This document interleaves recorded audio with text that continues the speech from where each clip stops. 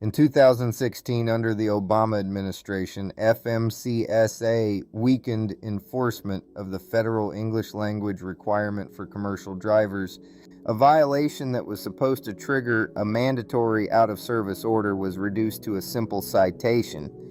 That decision created the conditions for tragedy. In September 2017, 18-year-old Connor Dian was killed in a chain reaction crash caused by a commercial driver who could not speak or understand English. His mother, Melissa Dion, refused to let her son's death be dismissed. She began a years-long fight for accountability and reform. In 2022, Melissa partnered with James Lamb and the Small Business and Transportation Coalition, SBTC, to turn her fight into structured legislative language.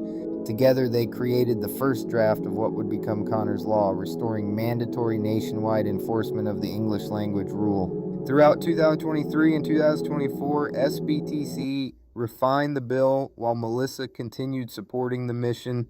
On March 12, 2025, SBTC officially renamed the bill Connor's Law with Melissa's authorization and pushed for immediate legislative action.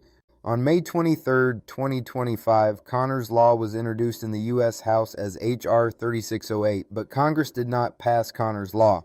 Instead, they passed Section 131, a stripped-down replication containing only the mandatory out-of-service requirement, no name, no recognition, no acknowledgement of Connor, Melissa, SBTC, or the advocates who fought for it, and even after Congress acted, FMCSA did not enforce the law uniformly. Internal adjustments created uneven enforcement across regions, now known as safe zones. In these areas, drivers who fail the English language requirement are not placed out of service despite the federal mandate. This happened under FMCSA Administrator Derek Bars, who previously served as a trustee on ATA's Compliance Committee, representing the interests of the largest corporate carriers in the country.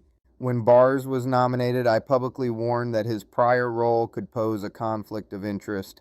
So the question becomes, is FMCSA under Derek Bars' leadership creating safe zones that weaken a mandatory federal safety law in a way that aligns with the interests of the same mega carrier lobby he was connected to? And what about U.S. Secretary Sean Duffy? He oversees FMCSA and has full authority to stop these safe zones immediately.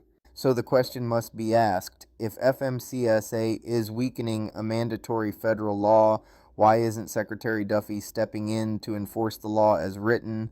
A mandatory federal safety law cannot be enforced only where convenient. These safe zones undermine the law, endanger the public, and betray the people who fought for this reform.